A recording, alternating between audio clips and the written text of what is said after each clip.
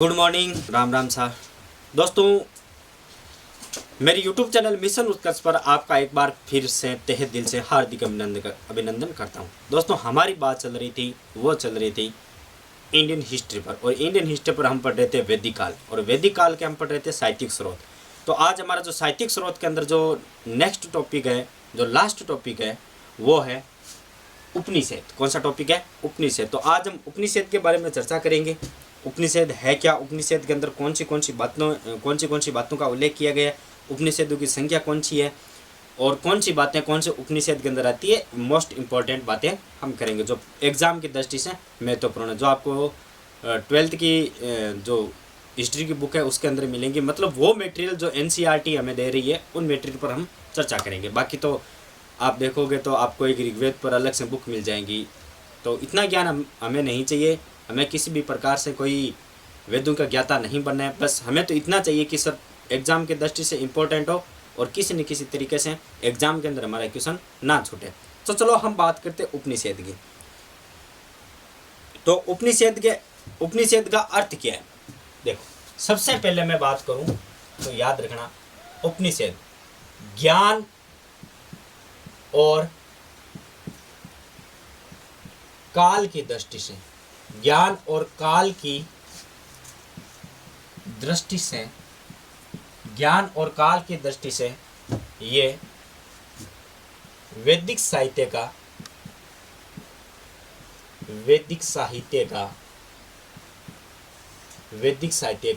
अंतिम स्रोत है। वैदिक साहित्य का अंतिम स्रोत है। अंतिम स्रोत है, याद रखें। मतलब ज्ञान और काल की दृष्टि से वैदिक साहित्य का अंतिम स्रोत है। ये किसी भी प्रकार से कर्म कांडों पर आधारित नहीं है। किसी भी प्रकार से कर्म कांडों पर आधारित नहीं है। किसी भी प्रकार से कर्म कांडों पर आधारित नहीं है। देखो, अब यदि उपनिषद का उपनाम पूछ लिया जाए तो इसका नाम आता है वेदांत। कौन सा नाम आता है? वेदांत। दूसरा नाम कौन सा इसका? वेदांत है। अब उपनिषद का अर्थ क्या है? उपनिषद किसे कहा जाता है? उपनिषद को किन भागों में बांटा गया है? देखो, उपनिषद कितने शब्दों से मिलकर बना हुआ है? तो याद रखना, उपनिषद 3 शब्दों से मिलकर बना हुआ है। उप, नि और सद। उपनि और सद। उप का क्या अर्थ है, नि का क्या अर्थ है, और सद का क्या अर्थ है? बहुत बार अलग अलग एग्जामों के अंदर बहुत बार पूछा जाता है कि उपनिषद का अर्थ क्या है, उपनिषद कितने शब्द में मिलकर बना हुआ है। आ भी सकता है क्वेश्चन, उपनिषद का अर्थ क्या है। देखो, उपनिषद कितने शब्दों से बना हुआ है? 3। उप, नि और सद। उप का क्या अर्थ होता है सर? नि का क्या अर्थ होता है? और निष्ठापूर्वक का क्या होता है? देखो, उप का मतलब होता है पास में। उप का क्या अर्थ होता है? पास में। सर, नी का क्या अर्थ होता है? तो नी का अर्थ होता है निष्ठापूर्वक। उप का क्या अर्थ होता है? पास में। नी का अर्थ क्या होता है? निष्ठापूर्वक। सत्य ज्ञान। सत्य ज्ञान, उपनिषद पास में, निष्ठापूर्वक सत्य ज्ञान। क्या अर्थ है इसका? सर, इसका अर्थ समझे। देखो, वेदांत या उपनिषद का अर्थ है, जैसे मान लो आपके गुरु है, ये गुरु जी है, आपको पढ़ा रहे हैं, ठीक है, आपको पढ़ा रहे हैं, उपदेश दे रहे हैं आपको। अब आप यदि इनके पास बैठकर इनसे शिक्षा ग्रहण कर रहे हो, तो वो किसके अंतर्गत आता है? उपनिषद के अंदर। किसके अंतर्गत आता है? उपनिषद के अंदर। यानी पास में बैठकर निष्ठापूर्वक सत्य ज्ञान को प्राप्त करना ही क्या कहलाता है? उपनिषद कहलाता है। क्या कहलाता है? उपनिषद। अब देखो सर, आपने लिखा है कि कर्म कांडों पर आधारित नहीं है। अब क्या है, पीछे हमने जो पढ़ा था वो ये कि यदि आपको ज्ञान प्राप्त करना है तो आपको यज्ञ करना होगा, ठीक है, बलियां देनी पड़ेगी। ये क्या कह रहा है? यदि आपको ज्ञान की प्राप्ति चाहिए तो आप किसी गुरु से भी ले सकते हो ना, ना किसी देवता को प्रसन्न करके आपको बलि वगैरह चढ़ानी है, कुछ नहीं करना है। आप ज्ञान किसी गुरु से भी ले सकते हो, किसी ब्राह्मण से भी ले सकते हो, किसी पुरोहित से भी ले सकते हो, यानी कर्म कांडों पर आधारित है नहीं। ठीक है, उसके बाद ये सर ये वैदिक साहित्य का अंतिम स्रोत है, वैदिक साहित्य का अंतिम स्रोत है। हमने जो स्रोत पढ़े थे वैदिक साहित्य के, ठीक है, उन वैदिक साहित्यों का क्या है, अंतिम स्रोत है। अब देखो, पास में बैठकर निष्ठापूर्वक ज्ञान प्राप्त करने की वजह से ही इसको क्या नाम दिया है, वेदांत दिया है। क्या नाम दिया है, वेदांत। वैसे वेदांत का अर्थ है वेदों का अंतिम अंग, वेदों का अंतिम अंग, वेदों का अंतिम अंग,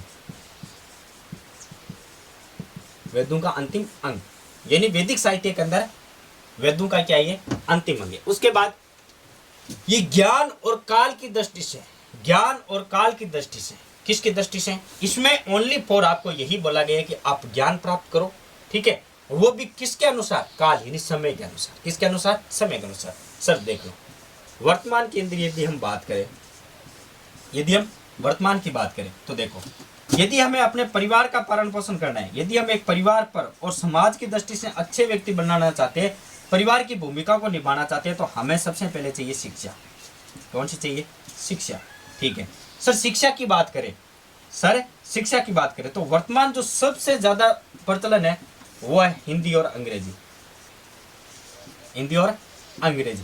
क्योंकि यदि हमें समय के अनुसार चलना है, यदि हमें सुख सुविधाओं को प्राप्त करना है, अपने परिवार को खुशी देनी है, तो हमें क्या चाहिए, पैसा चाहिए। क्या चाहिए, पैसा। यह सत्य है, वेदों में नहीं लिखा हुआ है, लेकिन मैं आपको एग्जाम्पल के तौर पर बता रहा हूं, पैसा। अब देखो, यदि हमें, आपको बहुत सारे टीचर बताएंगे कुछ नहीं क्या नहीं है, लेकिन एक्चुअली में संसार किसके पीछे दौड़ रहा है, पैसों के पीछे दौड़ रहा है। क्योंकि वर्तमान जिसके पास पैसा है उसके पास सब सुख सुविधा है, सुख सुविधा है। तो इस सुख सुविधा को प्राप्त करने के लिए हमें क्या चाहिए, अच्छी शिक्षा। क्या चाहिए, अच्छी शिक्षा। वो हमें कहाँ से मिल रही है, स्कूलों में मिल रही है। कहाँ से मिल रही है, स्कूलों में। और पहले ब्राह्मण हुआ करते थे इस शिक्षा देने के लिए, लेकिन आज के अंदर जो कौन सा टीचर है, कौन है, टीचर, यानी आपके कौन है, शिक्षक है। अब शिक्षक किसी भी जाति का हो, हमें कोई लेना देना नहीं है, हमें उस शिक्षक से क्या चाहिए, ज्ञान चाहिए। कौन सा चाहिए, ज्ञान। और वो ज्ञान जो हमें समाज के अंदर एक अच्छा सुशिक्षित व्यक्ति बना दे। क्या बना दे, सुशिक्षित व्यक्ति। और हम अपने समाज के अंदर अलग से क्या क्या बना सके, पहचान, यानी अपने पैरों पर क्या, अपने पैरों पर खड़े हो सके। तो ये अब इसके अंदर क्या है, क्या कर्मकांड किया हमने। यदि वेदों को पढ़े तो हमें क्या करना पड़ेगा, यज्ञ करना पड़ेगा, गुरु दक्षिणा भी देनी पड़ेगी, जो XYZ जो कुछ भी हो। अब हमें कोई मतलब नहीं है, क्योंकि दोस्तों अभी जो वर्तमान के अंदर शिक्षा चल रही है वो एक व्यापार बन चुका है। क्या बन चुका है, व्यापार। आप जितनी ज्यादा फीस जमा करोगे आपको उतना ही ज्यादा ज्ञान प्राप्त होगा। यदि एग्जाम्पल के तौर पर गाँव के अंदर जैसे मान लो 10वीं क्लास में पढ़ने वाला बच्चा है, तो उसकी 8 से 10 हज़ार रुपये फीस है। वही आप शहर में चले जाओ, ठीक है, वही आप शहर में चले जाओ, वहाँ पर 40 से 50 हज़ार रुपये फीस है, 40 से 50 हज़ार रुपये फीस है। कोई यदि मान लो संस्था है, उसने अच्छा रिजल्ट दे दिया 3, 4, 5 साल तक, तो वो अपनी फीस बढ़ा देगी, वो अपनी गुरु दक्षिणा बढ़ा देगी। तो ये है, तो एक बार आप इसका स्क्रीनशॉट ले लो। कौन सी चीजें, उपनिषद का अर्थ है ज्ञान और काल की दृष्टि से। उसके बाद वैदिक साहित्य का ये अंतिम स्रोत है। उसके बाद कर्म और कांड पर आधारित है, नहीं है, आप क्या कर्म कर रहे हो इसके आधार पर नहीं है। उसके बाद उपनाम क्या है इसका, वेदांत है। वेदांत इसलिए कहा जाता है क्योंकि ये वैदिक साहित्य का अंतिम स्रोत है, इसलिए क्या कहा जाता है, वेदांत।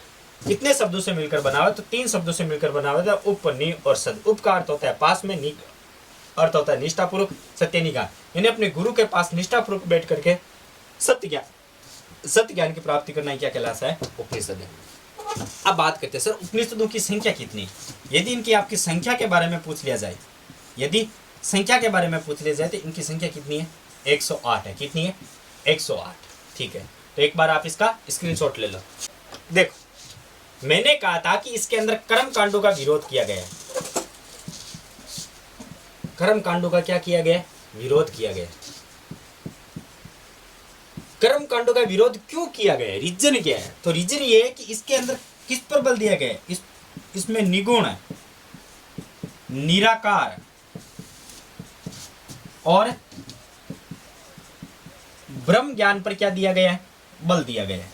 किस पर, निगुण, निराकार और ब्रह्म ज्ञान पर क्या क्या दिया गया है, बल दिया गया। इसलिए कहा गया है कि कर्म कांड की आपको आवश्यकता नहीं है, बस आप तो इन तीन का ध्यान रखो, निर्गुण का, निराकार का और ब्रह्म ज्ञान का। देखो अब उपनिषदों के कुछ महत्वपूर्ण बिंदु क्या है, वैसे तो बहुत सारे लेकिन तीन चार आप याद रख लो जो एग्जाम के अंदर रिपीट हो रहे हैं। देखो वासुदेव श्री कृष्ण का उल्लेख कौन से उपनिषद में मिलता है, याद रखना। किस में मिलता है, छंदोग्य उपनिषद में। काम किस में मिलता है, छंदोग्य उपनिषद में। मैंने जो 108 भाग बताए थे ना उपनिषदों के, उन्हीं में से एक है, ठीक है। उसके बाद राजवाक्य, जो हमारा राजवाक्य सत्यमेव जयते, उसका कहां से मिलता है, मुंडोको उपनिषद से। किससे मिलता है, मुंडोको उपनिषद से। उसके बाद दूसरों के धन की इच्छा मत करो, दूसरों के धन की इच्छा मत करो, ये कहां से मिलता है, कंठोपनिषद से। कहां से मिलता है, कंठोपनिषद।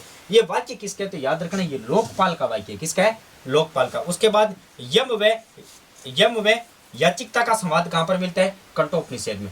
ये तीन चार वाक्य जो किसी न किसी एग्जाम के अंदर पूछे जाते हैं। यदि आपको नॉर्मल तैयारी कर रहे हो तो मेरे ख्याल से इन चार वाक्यों से बाहर नहीं जाएंगे। यदि आप किसी RS IPS की तैयारी कर रहे हो तो फिर आपको PhD करनी पड़ेगी हिस्ट्री पर।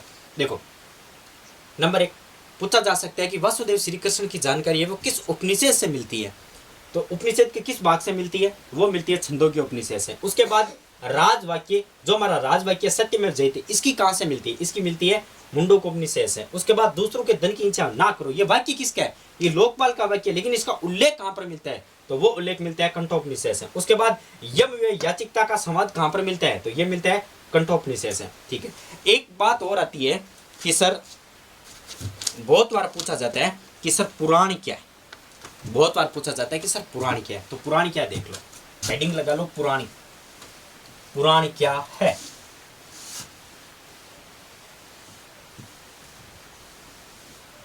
पुराण के बारे में अक्सर पूछा जाता है। 2 4 5 बातें हैं वो मैं आपको लिखवा दूंगा। क्या है पुराण, देखो पुराण है क्या, पुराण किसको कहते हैं, पुराणों की संख्या कितनी है, ये देख लो। देखो हम बात करते हैं पुराण की। पुराण क्या है, पुराण के अंदर सबसे पहले उल्लेख किसका मिलता है, सबसे पहले पुराण के अंदर उल्लेख किसका मिलता है, इस बात का ध्यान रखना। तो सबसे पहले जो पुराण का उल्लेख मिलता है वो मिलता है राजवंशों का। किसका मिलता है, राजवंशों का।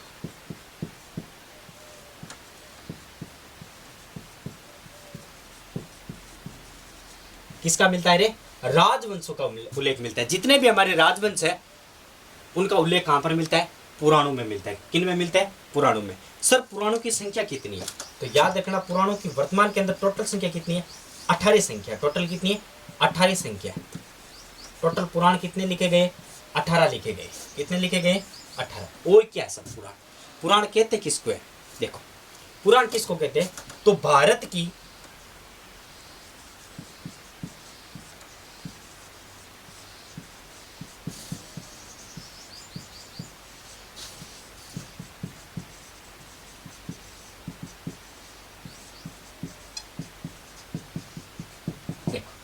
आओ बोर्ड पे, पुराण।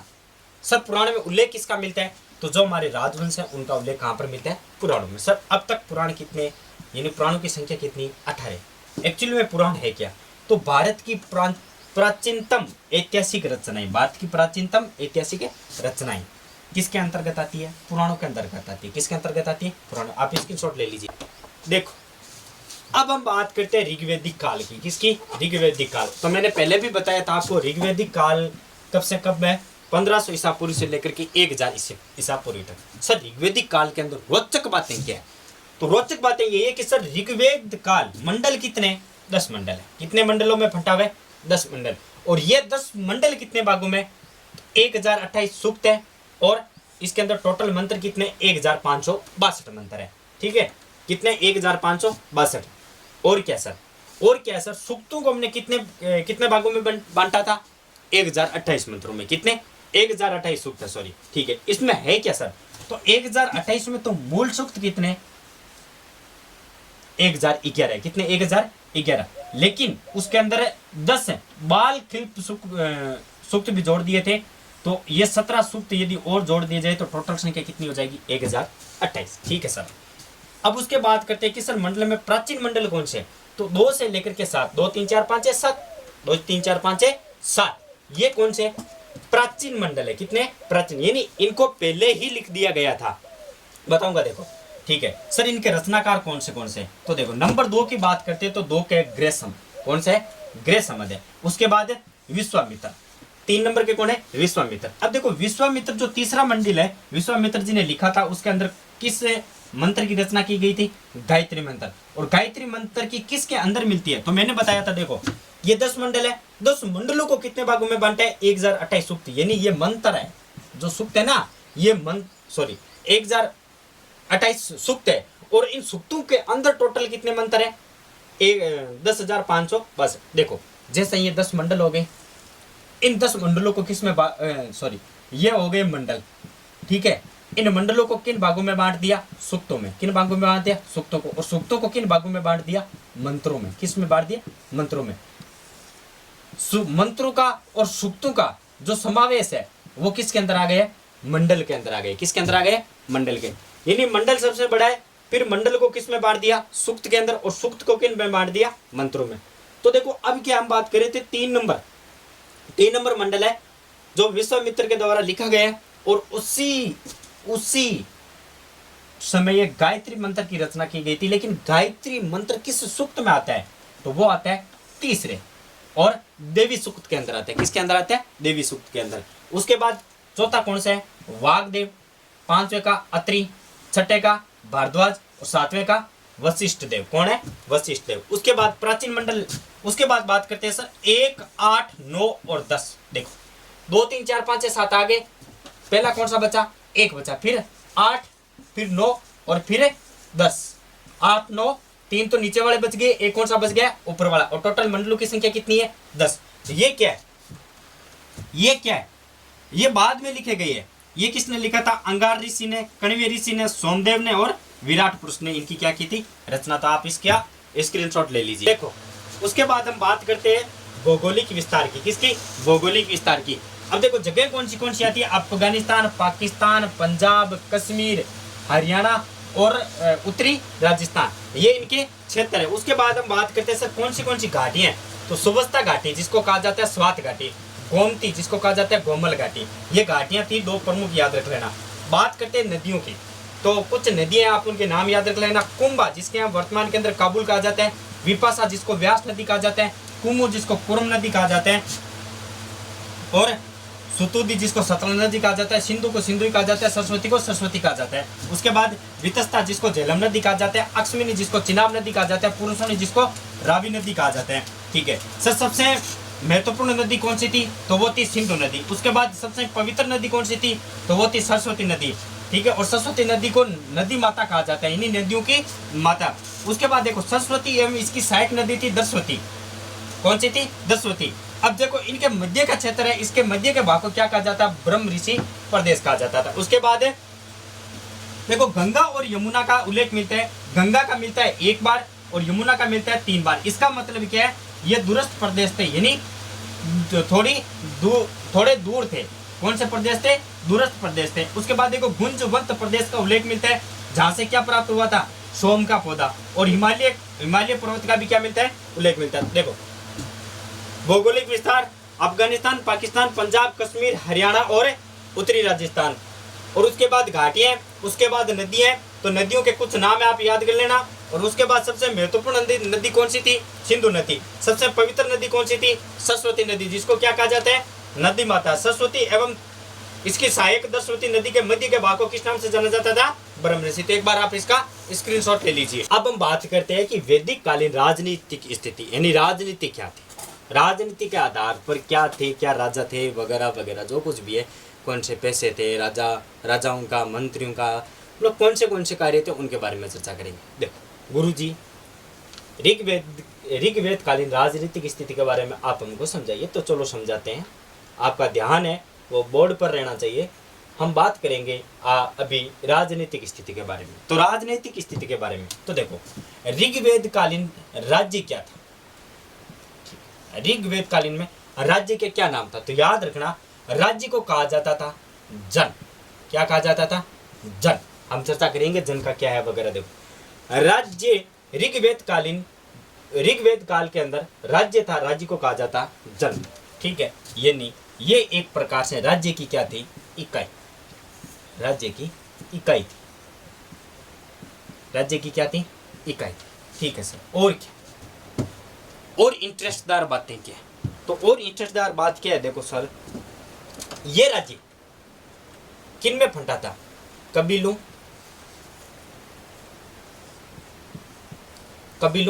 और 2 नंबर किसके अंदर फंटा था? सर कबीले क्या? कबीले आपने देखे होंगे गांव के वो छोटे छोटे भाग होते, वो थे कबीले। और कौन था? और था खानबदोशी।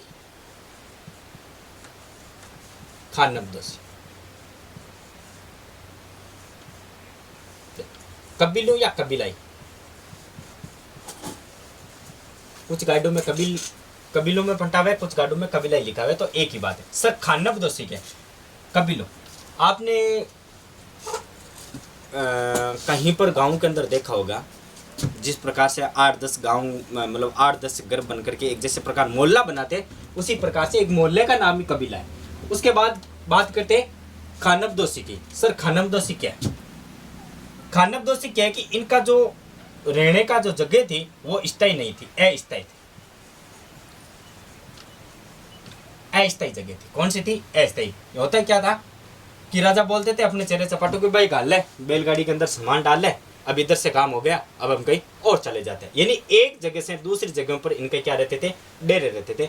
आपने भूगोल के अंदर जब जनजाति पढ़ेंगे आप, तो आप देखोगे अनेक प्रकार की जनजातियां हैं, जैसे मान लो कांजरिया है वगैरह। ये जनजातियां क्या करती है? क्या इनका एक स्थान होता है? नहीं होता है। ये आज यहाँ पर है, 10 दिन 15 दिन इस गांव में रहेंगे, फिर यहाँ से उठ करके बाहर चले जाएंगे, फिर वो गांव से, मतलब उसी प्रकार से था कि इनका कोई स्थायी तो था ही नहीं। इसीलिए कहा जाता है कि राजा, यानी जो राज्य का राजा है, वो क्या था? उसके पास राजस्व नहीं था। क्या नहीं था? राजस्व नहीं था, और वो निरंकुश था। सॉरी, राजस्व नहीं था, राजस्व और निरंकुश नहीं था। है क्या राजस्व?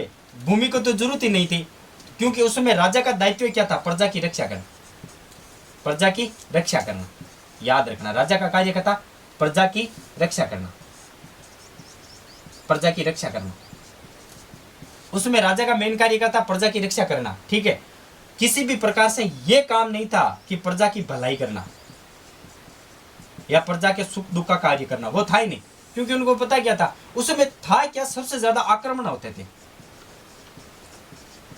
आक्रमण,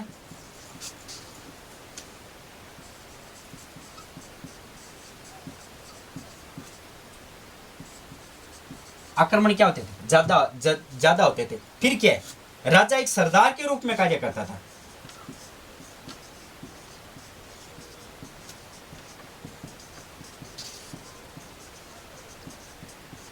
राजा के सरदार के रूप में कार्य करता था। देखो समझाता हूं। देखो,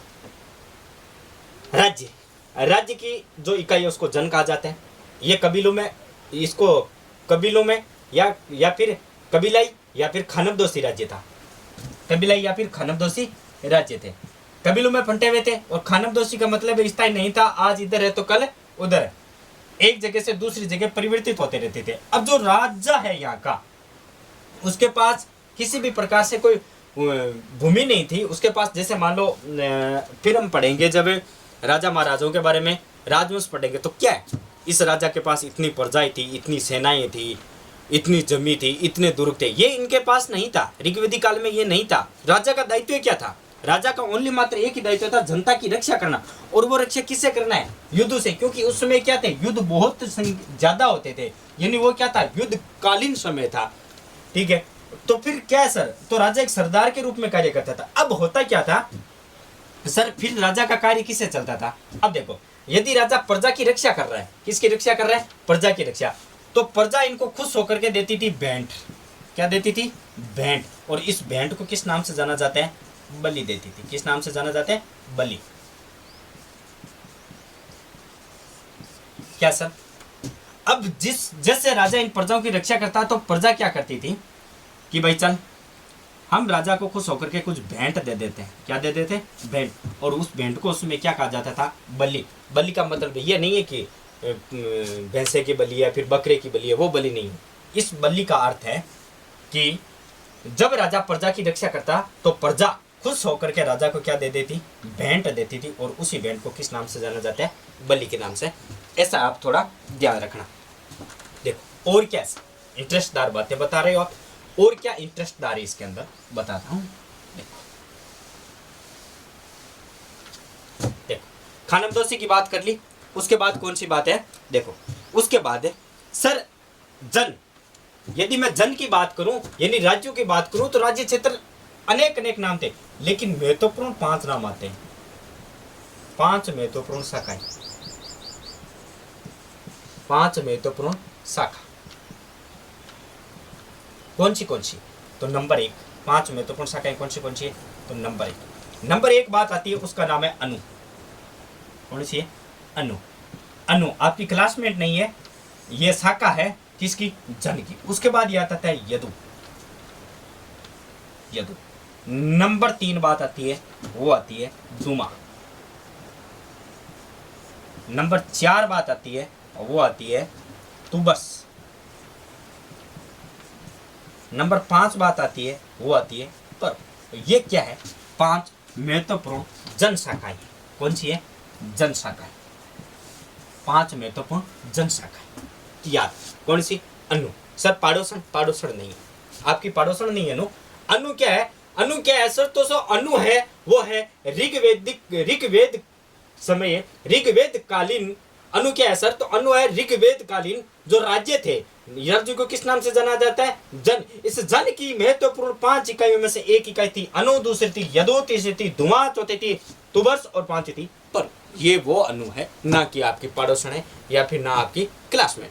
सर और क्या, और इसके बारे में बताइए। तो और क्या, देखो उस समय सबसे बड़ी इकाई क्या थी, उस समय सबसे बड़ी इकाई क्या थी सर, उस समय की सबसे बड़ी इकाई, तो उस समय की सबसे बड़ी इकाई थी राष्ट्र। कौन सी थी, राष्ट्र। दोस्तों कौन सी थी, राष्ट्र। यानी जो राज्यों से बनकर जो जनों का समूह था, जो जन का समूह था, राज्य थे, उन राज्यों से बनकर क्या बना था, राष्ट्र। जिस प्रकार एक भारत राष्ट्र है, उसी प्रकार उस समय की भी सबसे बड़ी इकाई कौन सी थी, तो दोस्तों वो थी जन। सर जन के बाद क्या आता है, जन का प्रमुख क्या कहलाता है, तो याद रखना जन का प्रमुख कहलाता है सम्राट। राष्ट्र का प्रमुख क्या कहलाता था, सम्राट कहलाता था। एक बार आप इसका स्क्रीनशॉट ले लीजिए। सबसे बड़ी इकाई कौन सी थी, राष्ट्र थी। कौन सी थी, राष्ट्र। सर राष्ट्र का जो मुखिया है वो कौन सा, उनको क्या कहते थे, तो सर उनको कहते थे सम्राट। सर बहुत बढ़िया बात है कि उनको क्या कहा जाता था, सम्राट कहा जाता। दोस्तों ऋग्वेद काल के अंदर राष्ट्र का उल्लेख एक बार मिला है। कितनी बार मिला है, एक बार मिला है। बहुत दुर्भाग्य की बात है कि राष्ट्र का उल्लेख कितनी बार मिला है, ओनली फॉर एक बार। उसके बाद कौन सा अंग आता है सर, उसके बाद आता है जन। और जन के मुखिया को कहा जाता है राजन या राजक। क्या कहा जाता है, राजन या राजक। राजन का अर्थ है छोटा राजा, राजन का अर्थ है छोटा राजा, तो सर वही राजक का अर्थ है बड़ा राजा। राजन का अर्थ है बड़ा राजा और राज्य का अर्थ है छोटा राजा। जैसे एक परिवार के अंदर पिता होता है, दादा होता है। दादा क्या है, दादा है सर, दादा को कहेंगे हम राजन और बापू को क्या कहेंगे, राजक कहेंगे। ये किसके अंगे, तो सर ये जन के अंगे। सर जन क्या है, तो जन एक प्रकार से राज्य, जन एक प्रकार से क्या है, राज्य। क्योंकि राष्ट्र के बाद क्या आता है, राज्य। उसके बाद आता है सर विश्व। सर विश्व क्या है, तो जिस प्रकार से अभी जिले हैं उसी प्रकार से पहले क्या होते थे दोस्तों, विश्व होते। और विश्व के प्रमुख को क्या कहा जाता था, विश्वपति। क्या कहा जाता था, विश्वपति। उसके बाद बात आती है ग्राम की, तो ग्राम के मुखिया को क्या कहा जाता था, ग्रामीणी। क्या कहा जाता था, ग्रामीणी। जिस प्रकार इस वर्तमान के अंदर सरपंच है उसी प्रकार उनको क्या कहा जाता था, ग्रामीणी कहा जाता था। अब दोस्तों गांव के बाद आते हैं, वो आते हैं छोटे छोटे वार्ड। तो वार्डों को उस समय क्या कहा जाता था, कुल कहा जाता था। क्या कहा जाता था, कुल। और कुल के मुख्य होते थे कुल। जिस प्रकार अभी पंच नाम सुना है आपने गांव के अंदर, उनको पुराने टाइम में क्या कहा जाता था, कुलूप कहा जाता था। उसके बाद क्या बात आती है सर, उसके बाद आता है हमारा छोटा सा परिवार, हम दो हमारे दो। और परिवार के मुखिया को क्या कहा जाता था, तो परिवार के मुखिया को कहा जाता था गृहपति। क्या कहा जाता था, गृहपति। अर्थात उस समय भी पुरुष क्या थे, परिवार के मुखिया थे। सर अभी पुरुष परिवार के मुख्य है, लेकिन अभी पुरुषों की बागडोर कौन संभाल रही है? महिला संभाल रही है। कौन संभाल रही है? महिला। यानी पुरुष किसके इशारों पर काम करता है? तो सर अभी किसके इशारों पर काम करता है? महिला के हिसाब पर। पुरुष बाहर बहुत बड़ा शेर है, लेकिन घर पर जाते ही उस पर क्या सवार हो जाती है? सवा शेर। उस पर माता सवार हो जाती है, इसलिए पुरुष घर में जाते क्या हो जाता है? एकदम चुप रहता है। पुरुष का वर्तमान के अंदर कार्य इतना ही है, केवल घर खर्चा उठाओ, बाहर के कार्य देखो, लेकिन घर के कार्य कौन देख रही है दोस्तों? महिलाएं देख रही। तो उस समय क्या थे? पुरुष परिवार के क्या थे? मुखिया थे। आप अपने दादाजी को देखिए, परदादाजी को देखिए, अपने बापू को पूछिए, अभी कल्चर चेंज हो रहा है। पहले बाप अपने पुत्र को गोद में लेकर के बाहर नहीं जाते थे, उनको इस बात से शर्म थी, ठीक है। लेकिन अभी पिताजी है वो अपने बच्चों को साथ खिला रहे, साथ सुला रहे, बाहर लेके जाते, घूमने के लिए जाते। लेकिन पहले ये सब नहीं था। पहले पिता जब घर में आते थे तो बच्चे छुप जाते थे झोंपड़े में, कहीं फोगों के नीचे, कहीं शीशम के नीचे छुप जाते थे। लेकिन अभी जैसे ही पिता आते हैं तो बेटा दौड़ करके जाता है और बोलता है कि पापा मेरा उपहार कहाँ है, मेरी चीज़ कहाँ है जिसके लिए मैं इंतज़ार कर रहा था पूरे दिन से। और पापा जी अपनी पॉकेट से एक 40 रुपये की डेयरी मिल्क निकालते और अपने पुत्र को देते। लेकिन आप अपने पिता को पूछे कि क्या आप कभी अपने पिताजी के साथ बाहर गए हो, खेले हो? नहीं, इतने नहीं गए थे। जाते थे लेकिन शर्म के मारे उनको डर लगता था, उनके जो पैर है वो कांपते थे। और पहले क्या होता था, अभी आपको कुछ चाहिए तो आप मम्मी को बोलते हो कि मम्मी मेरे को ये चीज़ चाहिए। पहले किसको बोलना पड़ता था? पिताजी को बोलना पड़ता था। अपने दादा को पूछिए कि घर के अंदर किसकी चलती थी। दोस्तों बाहर जाने से पहले अपने पिता को पूछना पड़ता था कि मैं मेरे फलाने मित्र के साथ बाहर घूमने जा रहा हूँ। अभी सूचना देनी पड़ती है, पहले पूछना पड़ता था। टाइम चेंज हो गया, पूछते तो अभी भी है, अनुमति तो अभी लेती है, लेकिन अभी अनुमति नहीं लेते। अभी उनको सूचना देते कि हाँ मैं उनके साथ जा रहा हूँ, लेकिन पहले अनुमति लेनी पड़ती थी कि मैं अपने फलाने दोस्त के साथ घूमने जा रहा हूँ। तो इतना हमारा कल्चर चेंज हो गया। कल्चर तो छोड़िए, पूरी संस्कृति है वो चेंज हो गई है। तो ये क्या थे? परिवार था, राष्ट्र था। राष्ट्र के मुखिया को सम्राट कहा जाता था। और राष्ट्र का उल्लेख कितनी बार मिला है? एक बार मिला है। उसके बाद जन आता था, राजन या राजा का, बड़े राजा को राजन और छोटे राजा को राजक। जिस प्रकार दादा और पिता होते हैं उसी प्रकार राजन और राजक होता था। इसका उल्लेख 272 बार मिलता है, 275 बार मिलता है। उसके बाद आता है विस्पति, यानी वर्तमान जिलों की जगह विस्पति था। उसके बाद आता है ग्राम के बाद आता है कुल के बाद आता है परिवार। तो दोस्तों ये राजनीतिक स्थिति, और राजनीतिक स्थिति के बारे में क्या सर बताइए, तो आप इसका स्क्रीनशॉट ले लीजिए। तो अब हम बात कर लेते हैं थोड़ी राजा की। सर राजा क्या था? ठीक, राजा क्या था? राजा के बारे में हमें कुछ रोचकदार तथ्य बताइए। तो राजा के बारे में क्या है सर? राजा शक्तिशाली व निरंकुश नहीं था। ठीक है सर। और क्या है? राजा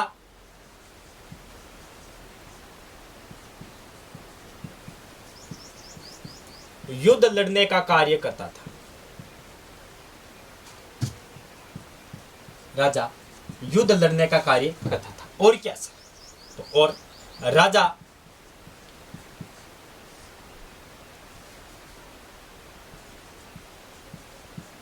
जनता का सरदार था। राजा जनता का सरदार था। और क्या? तो सर और क्या है? तो राजा के उस समय प्रमुख 2 कार्य थे। राजा की उस समय प्रमुख कितने कार्य थे?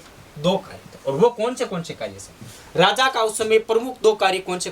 तो नंबर 1 जनता की रक्षा करना। जनता की रक्षा करना। राजा के उसमें प्रमुख कितने कार्य थे? 2 कार्य थे। और वो कौन से थे? 2 कार्य कौन से थे सर? एक तो है जनता की रक्षा करना,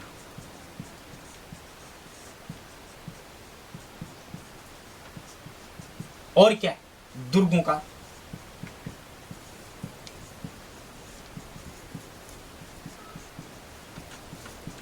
की रक्षा करना। जनता की रक्षा करना और दुर्गों की रक्षा करना।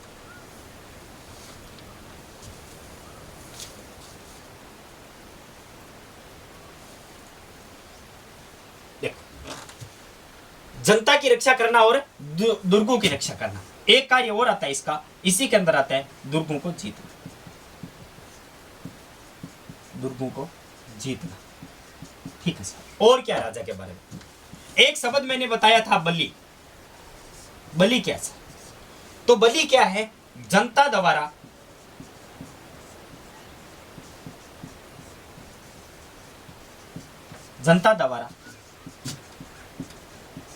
खुश होकर राजा को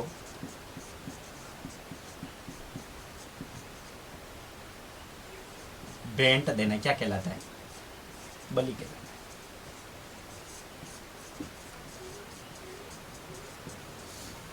क्या कहलाता है? कि जनता द्वारा खुश होकर राजा को भेंट देना क्या कहलाता था? बलि कहलाता था सर। और क्या?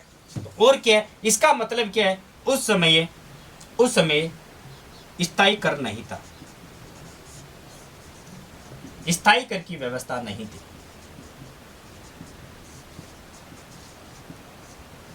स्थायी कर की व्यवस्था नहीं थी। राजा शक्तिशाली व निरंकुश नहीं था, राजा अंकुश था। मैं बताऊंगा कि अंकुश किस वजह से था। युद्ध लड़ने का कार्य करता था, जनता का सरदार था, एक जनता के सरदार के प्रतिनिधि के रूप में कार्य करता था।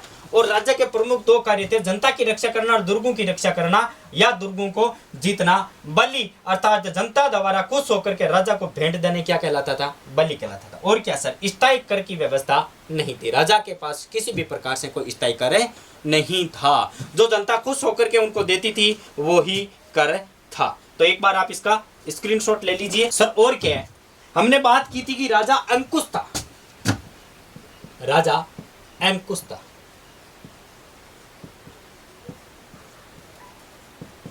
देखो इसके बारे में चर्चा करते था। क्या मैटर क्या है सर अंकुश होने का? तो मैं बताता हूं आपको कि क्या मैटर है। देखो उस समय एक होती थी सभा, एक होती थी समिति,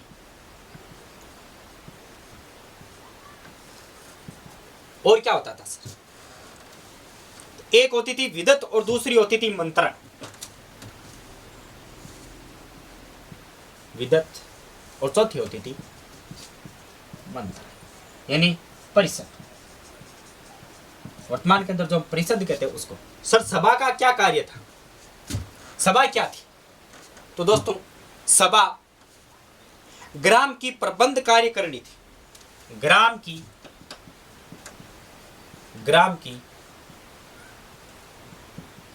प्रबंध कार्य कर। इसमें होता क्या था? तो इसके अंदर न्याय संबंधी कार्य होते थे।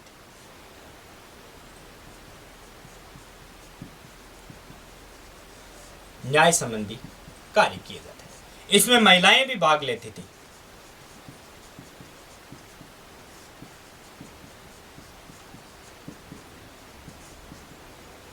क्या लेती थी? महिलाएं भाग लेती थी। सर समिति क्या है? ये एक प्रकार से केंद्रीय संस्था थी। कौन सी संस्था थी? केंद्रीय संस्था। यानी राजा को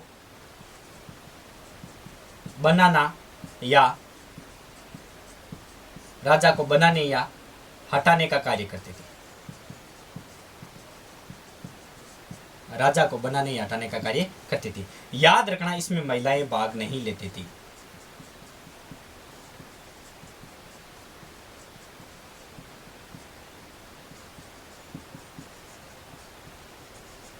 इसमें महिलाएं भाग नहीं लेती थी। 2 नंबर आता है वो कौन सा है? विदत। विदत क्या है? विदत क्या है? तो दोस्तों इसमें महिलाएं भाग लेती थी।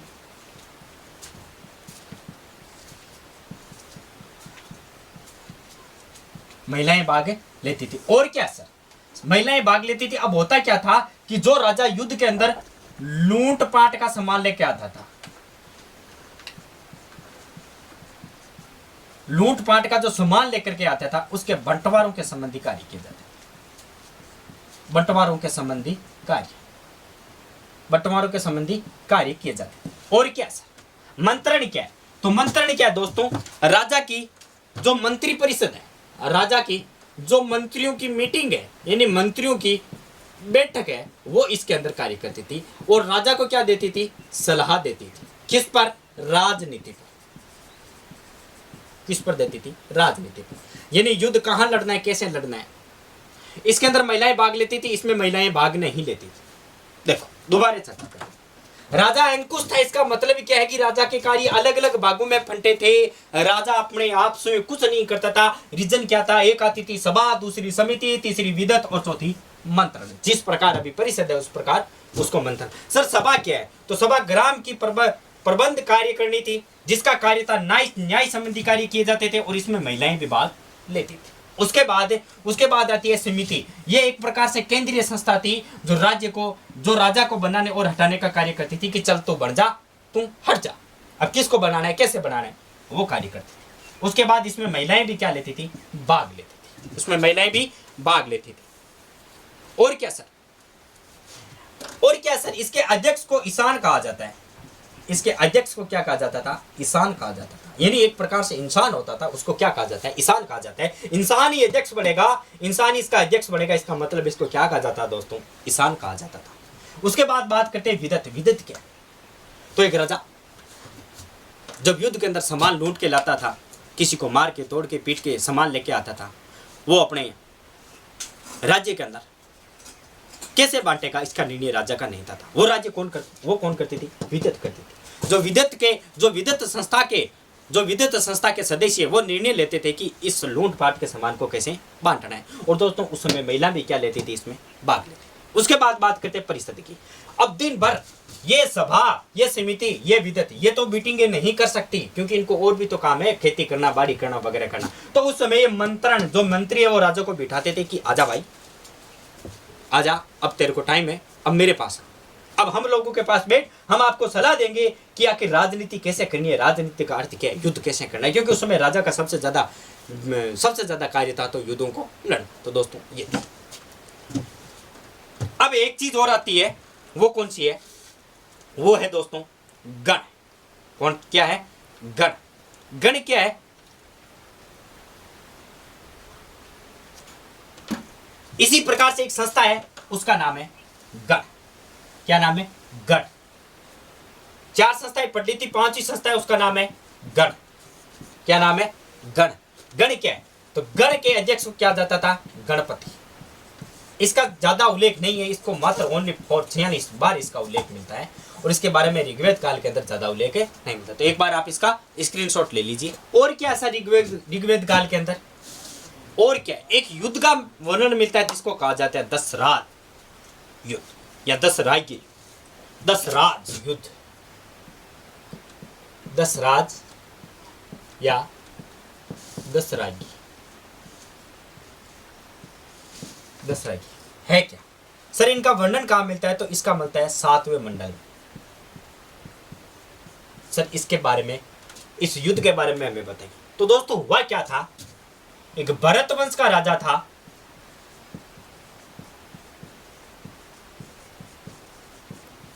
जिनका नाम है सुदास। क्या नाम है, सुदास। नाम क्या दोस्तों उसका, सुदास है। सुदास ने क्या किया कि पुरोहित पद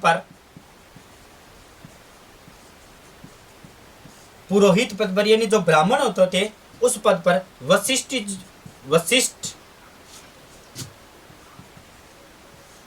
जी को लगा दिया था। और किसको हटा दिया था, तो दोस्तों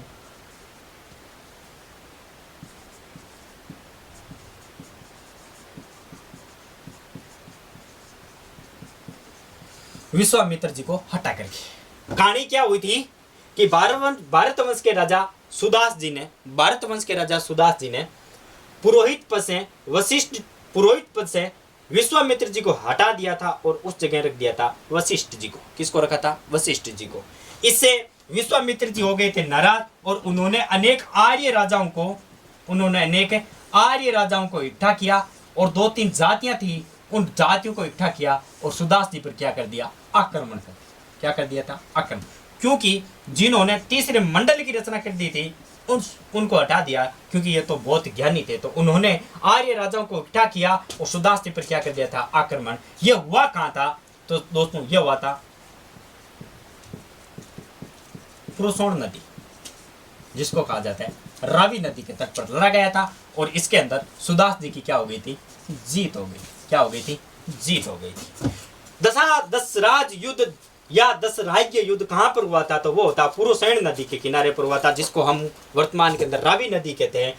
ये इसका उल्लेख 7वें मंडल में मिलता है। सर इसकी राम कहानी क्या है? तो राम कहानी यही है कि भारत वंश के राजा सुदास ने पुरोहित पद से विश्वामित्र जी को हटा करके वशिष्ठ जी को रख दिया था। और इससे नाराज होकर के विश्वामित्र जी ने अनेक आर्यों को इकट्ठा किया और अनेक जो जातियां थी उनको इकट्ठा करके पुरुषोण नदी यानी रावी नदी के तट पर आमंत्रित कर दिया था सुदास जी को कि आजा बेटे, अब तेरी और मेरी लड़ाई होगी। और इन दोनों के बीच युद्ध हुआ था, भयंकर युद्ध हुआ था। लेकिन इस युद्ध के अंदर वशिष्ठ जी की क्या हो गई, सॉरी विश्वामित्र जी की क्या हो गई थी? हार हो गई थी। और जीत किसकी हुई थी? सुदास जी की हुई थी। किसकी हुई थी? सुदास जी की। इस युद्ध को याद रखना, किसी न किसी एग्जाम के अंदर ये बहुत बार पूछा जाता है, तो एक बार आप इसका स्क्रीनशॉट ले। तो हमने बात कर ली थी राजनीतिक स्थिति पर। अब राजनीतिक स्थिति पर बात करने के बाद हम थोड़ी सी चर्चा कर लेते हैं प्रशासन पर। किस पर बात कर लेते हैं? प्रशासन। प्रशासन के अंतर्गत क्या क्या, वैदिक सभ्यता के अंदर प्रशासन के अंतर्गत क्या क्या आता है?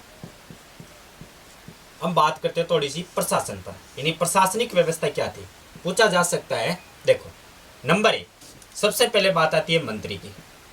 किसकी बात आती है? मंत्री की। सर मंत्री कौन होते थे? तो ये होते थे राजा के सलाहकार। राजा के सलाहकार। राजा के सलाहकार। और इन मंत्रियों को परिषा भी कहा जाता था। परिषा यानी मंत्रिमंडल। मंत्री क्या कहा जाता था? मंत्री। और क्या है सर? और क्या? अब देखो, इन मंत्रीण के समूह को रत्नीन कहा जाता था। क्या कहा जाता था? रत्नीन कहा जाता था। ठीक है। उसके बाद बात आती है कि इनका प्रधान सलाहकार कौन है। अब बात आती है पुरोहित की।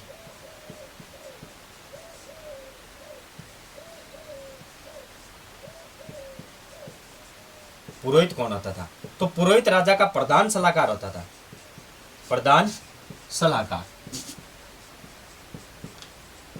पुरोहित राजा का प्रधान सलाहकार होता था। और सब पुरोहित के क्या कार्य थे? तो राजा के साथ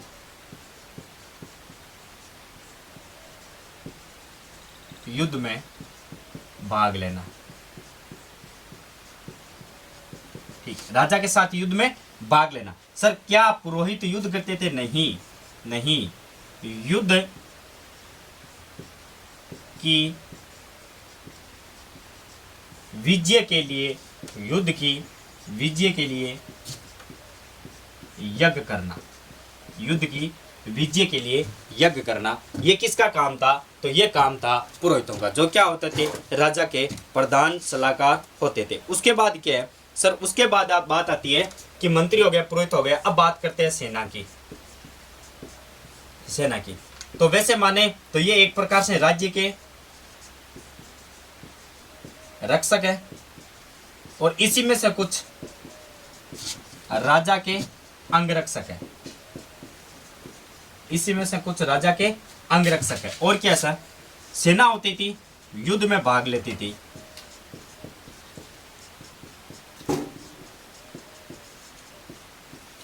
युद्ध में भाग लेती थी, अर्थात युद्ध लड़ती थी। और क्या होती? शांतकालीन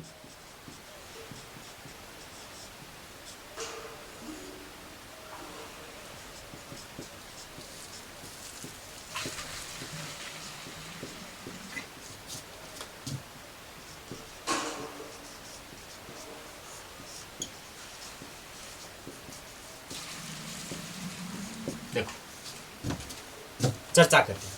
बात आती है मंत्री पर। तो मंत्री राजा का सलाहकार होता था। क्या होता था? राजा का सलाहकार होता था। उसके बाद इन मंत्री को परिषा या मंत्रिण भी कहा जाता है। वर्तमान के अंदर जैसे हम कहते हैं मंत्री परिषद, मंत्री परिषद। ठीक है। कुछ व्यक्तियों का समूह होता था, जैसे राजा आ गया। अब राजा के बाद आएंगे मंत्री। ये क्या क्या आएंगे? मंत्री। ये राज्य के मंत्री होते थे, जो राजा के पास क्या करते थे? सलाहकार का कार्य करते थे।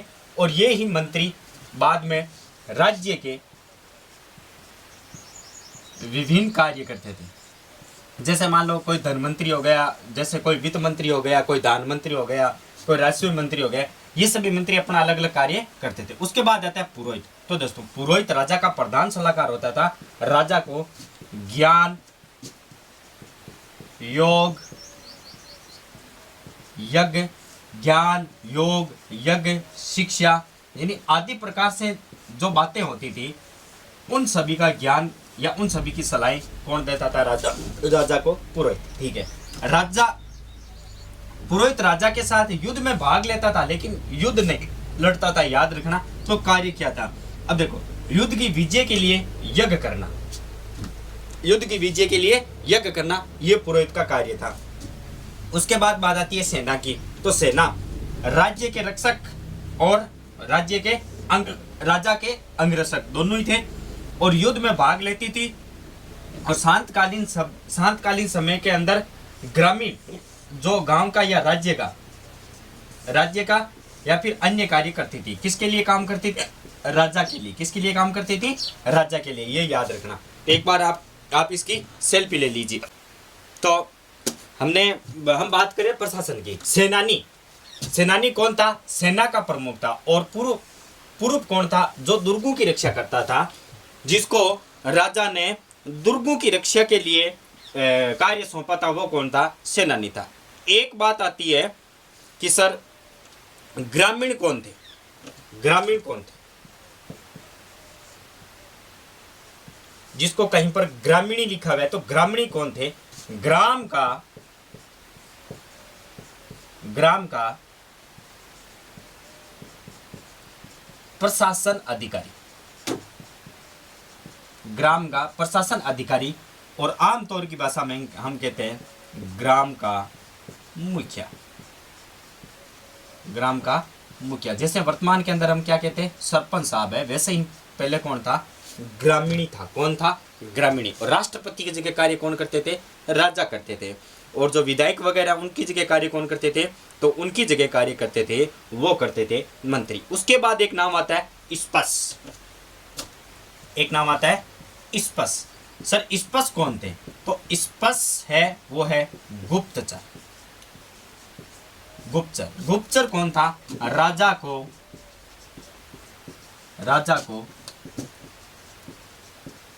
सूचना पहुंचाने वाला। राजा को गुप्त सूचना पहुंचाने वाला। ठीक है। उसके बाद एक होता है दूत। दूत कौन था? तो दूत होता था राजाओं के मध्य संधि या वार्ता कराने वाला। राजाओं के मध्य संधि या वार्ता कराने वाला कौन कौन है? देखो, सेनानी, सेना का प्रमुख। उसके बाद कमांडेंट। उसके बाद पूर्व का मतलब होता है दुर्ग की रक्षा करने वाला। उसके बाद ग्रामीणी का अर्थ है ग्राम का प्रशासन अधिकारी, जो ग्राम का मुखिया कहलाता था। जैसे वर्तमान के अंदर गांव का मुखिया कौन कहलाता है? सरपंच। उसी प्रकार से इसके बाद स्पष्ट, तो वो एक गुप्तचर है जो राजा को गुप्त सूचना पहुंचाता था। उसके बाद दूत है, तो दो राजाओं के मध्य संधि करवाना या दो राजाओं के मध्य वार्ता करवाना। तो एक बार आप इसकी सेल्फी ले लीजिए। तो देखो और कौन सी बातें हैं? तो देखो एक नाम और आता है सूतकार। सूतकार क्या होता है कि जो धातुएं होती थी उस पर जो शिल्पी कार्य करता था उसे क्या कहा जाता था? सूतकार कहा जाता था। यह बहुत बार पूछा जाता है, याद कर लेना। ठीक है, तो ये थी हमारी प्रशासन व्यवस्था। अब थोड़ी सी आर्थिक व्यवस्था जान लेते हैं कि उस समय आर्थिक व्यवस्था क्या थी। उसके बाद हम बात कर लेंगे थोड़ी बहुत खेतीबाड़ी के बारे में, कि कितने बैल जोते जाते थे, खेतियां कैसे होती थी, कैसे फसलों को काटा जाता था, वो सारा का सारा हम बात कर लेंगे। उसके बाद हम बात करते हैं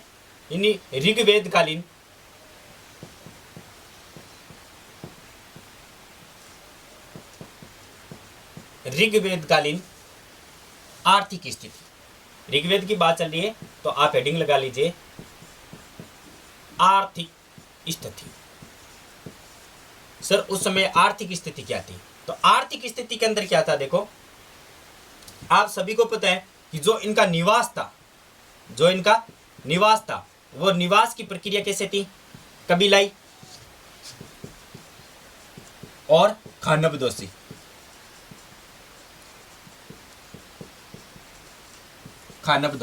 कबीलाई और खानबदोशी मैंने बताया था, इनका कोई मुख्य स्थान नहीं था। उसके बाद बात करते हैं कि इनका पालतू पशु कौन था। पालतू पशु कौन था, वो था गाय। कौन था, गाय। सबसे लोकप्रिय इनका पशु कौन था, वो था गाय। ठीक है, और क्या इनका मुख्य कार्य क्या था, इनकी आर्थिक स्थिति कहां से चलती थी, तो इनका एक था पशुपालन और भेड़ कृषि। इनकी जो आजीविका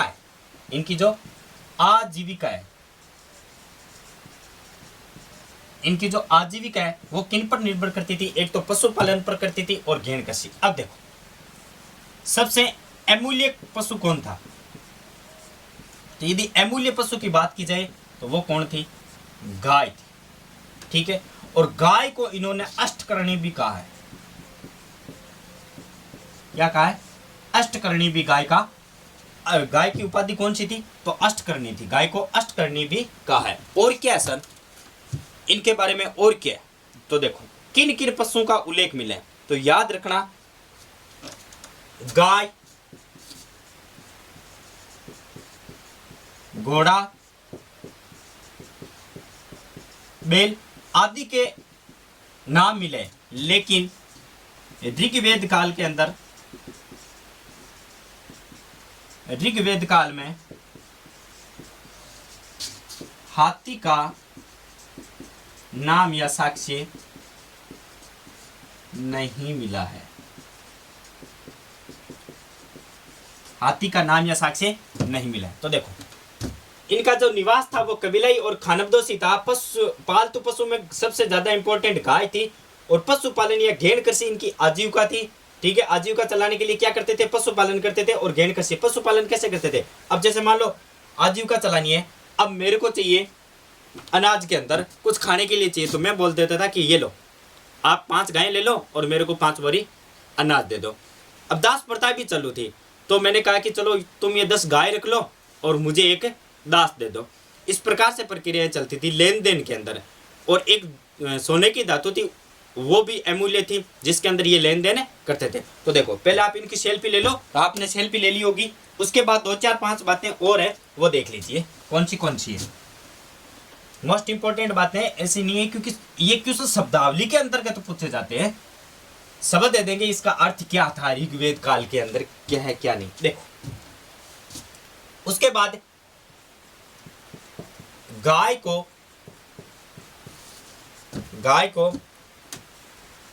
अदन्या कहा है। गाय को अदन्य कहा गया है। सर ये क्या है, तो अदन्य का अर्थ है न मारने योग्य। न मारने योग्य, यानी गाय को न मारने योग्य बताया था। और क्या, एक नाम आता है गवेषणा। क्या नाम आता है, गवेषणा। सर गवेषणा का अर्थ क्या है, तो गायों के लिए युद्ध होता था।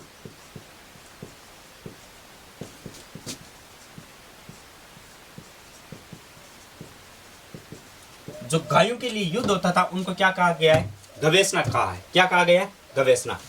एक आता है पानी, एक शब्द आता है पानी। सर पानी का अर्थ क्या है, सर पणी का अर्थ क्या है, पानी नहीं आता है, इसका नाम है पणी। सर पणी का अर्थ क्या है, तो पणी का क्या अर्थ है, देखो दोस्तों पणी का अर्थ, वैसे तो पणी क्या ही एक व्यापारी जाति थी।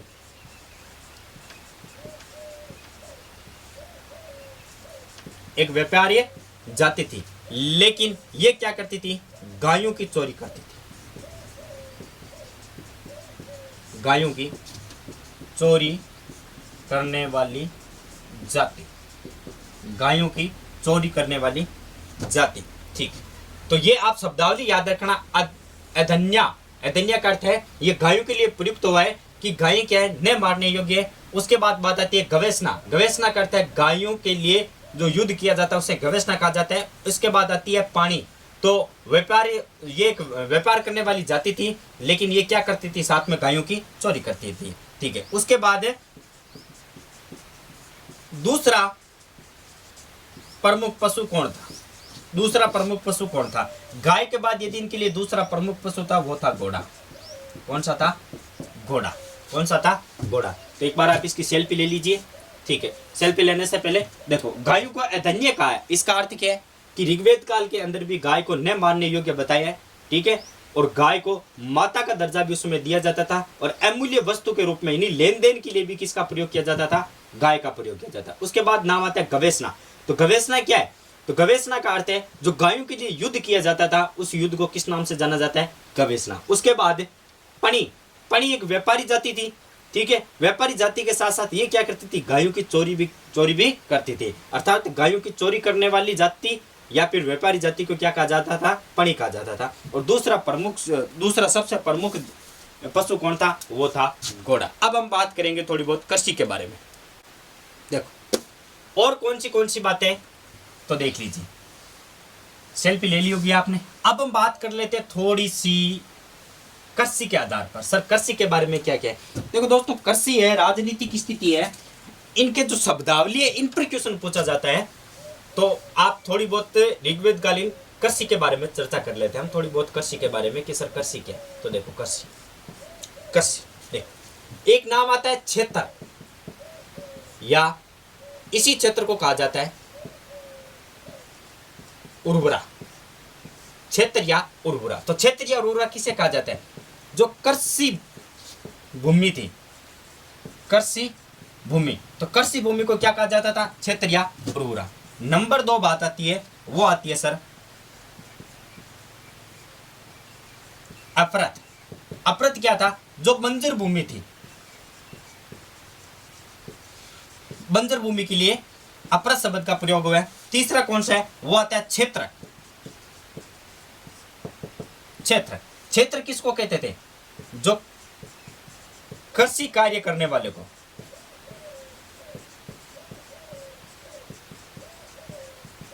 जो भूमि को जोतता था उसको क्या कहा जाता है? क्षेत्र। यानी आमतौर की भाषा पर हम कह सकते हैं किसान। ठीक, और क्या आता है सर? एक नाम आता है लांगल। क्या नाम आता है? लांगल। लांगल किसको कहते थे? तो लांगल शब्द का अर्थ है वो हल के लिए प्रयुक्त हुआ है। हल को क्या कहा जाता था? लांगल। उसके बाद 5 नंबर बात करते हैं सीर। सर सीर क्या है? जो हल की रेखा होती थी, हल की रेखा,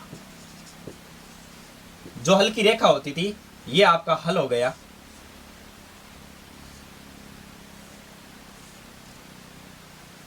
ये आपका हल हो गया, ये हल की रेखा होगी तो इसको कहा जाता है सीर। उसके बाद नाम आता है सीता।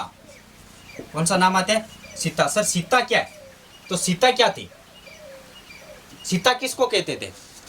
मोस्ट इंपॉर्टेंट क्वेश्चन है, बहुत बार पूछा जाता है कि सर सीता शब्द का अर्थ क्या है। तो देखो सीता शब्द का अर्थ क्या है? इनसे जो जुती हुई खेती थी,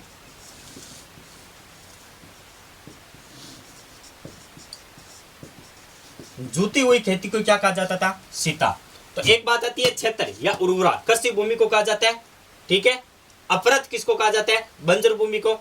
ठीक है, उसके बाद क्षेत्र किसको कहा जाता है? जो कृषि करने वाला व्यक्ति होता था उसको क्या कहा जाता था? क्षेत्र। यानी आमतौर की भाषा पर हम कहते हैं किसान।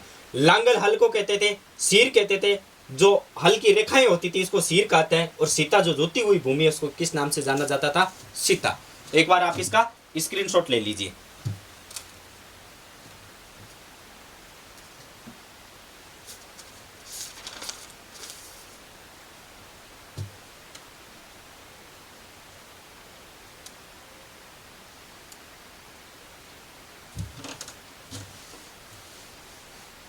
और क्या क्या बातें हैं सर कृषि के बारे में देख लीजिए।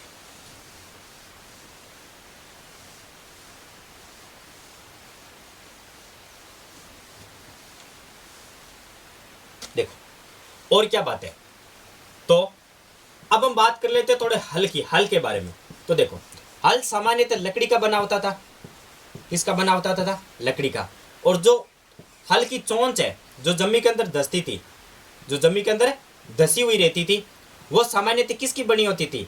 या तो किसी धातु की बनी होती थी, और धातु की नहीं बन करके फिर किसकी बनती थी? हड्डी की बनती थी। किसकी बनती थी? हड्डी की। ठीक है, अब देखो बात करते हैं बेलों की।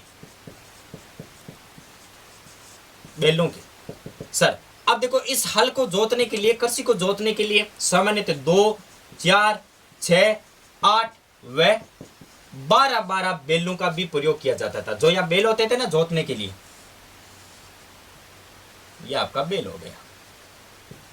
इन बेलों की संख्या कितनी हो सकती थी? 2, 4, 6, 8 और 12। याद रखना ऋग्वेद के अंदर 12 बेलों का उल्लेख है, लेकिन जो हम उत्तरवेदी काल के अंदर बात करेंगे उसके अंदर 24 बेल भी एक साथ हल जोतने के लिए काम में लिए जाते थे।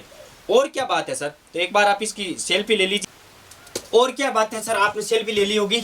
ठीक है, अब हमने बात कर ली थी कृषि की। अब कृषि के अंदर थोड़ी बहुत बात कर लेते हैं सिंचाई की। सर पानी क्या था? तो वर्षा का तो इंपॉर्टेंट था ही, उसके बाद कौन सी है? तो सिंचाई के लिए पानी। सिंचाई व्यवस्था क्या थी? तो सिंचाई व्यवस्था के अंदर तो देखो, सिंचाई व्यवस्था के अंदर नंबर 1 कुएं, नंबर 2 तालाब, नंबर 3 कुएं है, तालाब है, और क्या हो सकता है?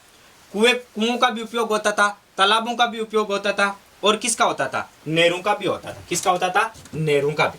तो देखो नंबर 1 नहर, नंबर 2 कुआं, नंबर 3 तालाब। तालाब 1, 2 और 3। ठीक है सर, इनका तो हमें पता है, लेकिन मोस्ट इंपॉर्टेंट है ऋग्वेद काल के अंदर इनको क्या कहा जाता था? तो देखो कुआं का मतलब हो गया कू, क्या हो गया? कूप। ठीक है, नहर को क्या कहा जाता था? तो नहर को कहा जाता था कुल्ला। क्या कहा जाता था? कुल्ला। सर फिर तालाब को क्या कहा जाता था? आवट। ये तीनों ऋग्वेद कालीन शब्द है। ऋग्वेद कालीन शब्द है। ठीक है सर, सिंचाई के समय सर तालाबों से तो हो जाती थी, कुएं से हो जाती थी, नहरों से, लेकिन कुओं के लिए एक जिससे पानी निकालते थे उसको कहा जाता था अश्व चक्र। क्या कहा जाता था? अश्व चक्र। और इसी अश्व चक्र को किस नाम से जाना जाता है? वो है रहेट। किस नाम से जाना जाता है? रहेट। क्या होता था? देखो जैसे मान लो ये कुआं है, ठीक है, इस कुएं के आप जो गांवों से बिलोंग करते हैं वो तो देख लो, वरना आप शोले फिल्म देख लेना, करण अर्जुन देख लेना, उसके अंदर आपको पता चल जाएगा। इस प्रकार की 2 लकड़ियां लगा दी जाती थी, और इन लकड़ियों पर एक ऐसा चक्र लगाया जाता था जिसे कहा जाता है अशोक चक्र। क्या कहा जाता है? अशोक चक्र। अब देखो एक चक्कर यहां भी लगाया होता था कुएं के अंदर, ठीक है। इन दोनों के क्या होता था? एक रस्सी लगा दी जाती थी। क्या लगा दी जाती थी? रस्सी। ठीक है, फिर क्या होता? इन पर मटकियां हैं, वो इन पर मटकियां लगा दी जाती थी, बहुत सारी मटकियां लगा दी जाती थी। फिर क्या होता? इस पर एक रस्सी लगा दी जाती थी, तो या तो फिर बेलों से या फिर हाथों से इस रस्सी को घुमाया जाता था। ठीक, अब जैसे ये रस्सी घूमेगी ये मटका ऊपर आएगा, और यहां पर एक पत्थर रखा हुआ था, और उस पत्थर पर पानी गिरता, और पत्थर पर पानी गिरने के बाद ये पानी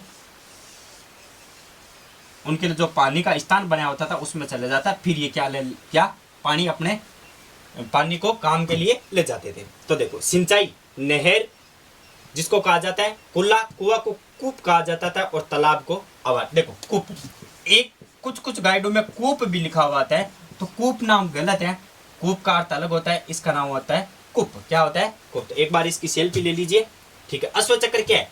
तो अश्व चक्र क्या है? कुओं से पानी निकालने का यंत्र। कुओं से पानी